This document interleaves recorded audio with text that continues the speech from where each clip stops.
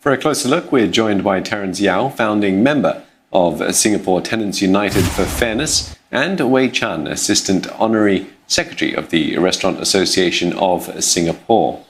Wei Chan, we'll come to you first. Phase 2 could start before the end of June, but with caps on the number of people per table, how will the F&B industry be viewing this? Well, I think a lot of us, the restaurants, are built in a way whereby we're not catered. The kitchen or the business model or the cost structure is not catered for delivery for a start, right? So we need dine-in. And with 5 people in a dining-in mode, I think restaurants will still find it difficult to sort of operate. We are hoping that the authorities will really look at how they can explore the whole safety distancing measure from a distance concept to a barrier concept, such that maybe the patrons will use face shields and then other sanitizing or disinfecting procedures that we could bring in more diners into the restaurants. Terence, let's bring you in on the conversation now. Retailers are also going to be allowed to reopen once phase 2 commences. Are there concerns, though, about the proposed timeline? Because it could be as late as the end of June before that happens.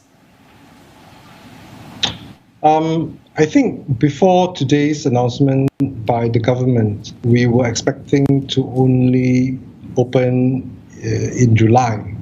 So I think end of June is considered good news for retailers in general. And most of us are now gearing up and trying to really get ready and bring forward our plans, which was originally to open in July. Now we're preparing to open up sometime in June.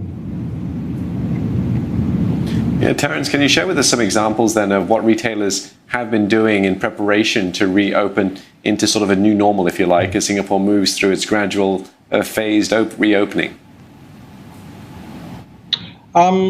Certainly, aside from the basic safe distancing measures, I think where retail is concerned, we've got to also try to do retail right now in a more exciting and engaging way. So we're looking a lot at the concept of frictionless or contactless shopping experience.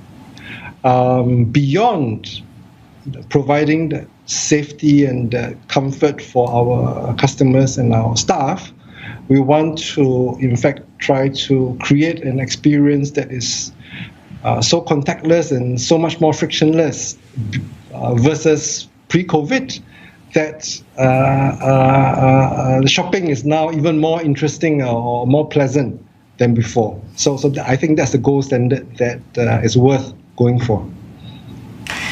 And certainly one of the things that is very pleasant or has been very pleasant for Singaporeans has been eating together, at least in the past. Communal eating, buffets and so on. How challenging, Wei Chan, is it going to be for restaurants, the bigger restaurants that offer that kind of communal dining for large groups? How are they potentially going to be able to take into account these safe measures for both customers and their staff in the new normal? Well, it's definitely very challenging. And I think the new normal has to take place. We have to embrace it, both from the operation side and for patrons coming to eat over at the restaurant. Hence, our stand is to look at, instead of distance measures, to look at barriers concept. So having the face shield, potentially the people can block the bodily fluids and prevent the spread of that COVID-19. So we are hoping that by having that, and even at the operation side of it, the manpower, the number of manpower is required at the kitchen will also be maximized without having to play on that distance concept. Yeah, one last question for both of you, actually. Do you have any advice for business owners in retail and F&B sectors? Wei Chan, perhaps you can start with F&B, and then Terence, you can finish off with retail.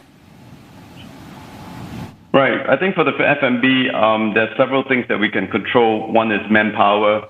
One is cost of goods. I think everybody got to really think about creative marketing, digitalizations, and we have to embrace digitalizations along with delivery services. So have to use the platforms more effectively and look at how collaborations can take place. I think that would be the advice that I would give to fellow people in the industry. All right, gentlemen, thank you very much for your time this evening. It's been a pleasure talking to you. We've been speaking there with Terence Yow, founding member of Singapore Tenants United for Fairness, and Wei Chan, Assistant Honorary Secretary of the Restaurant Association of Singapore.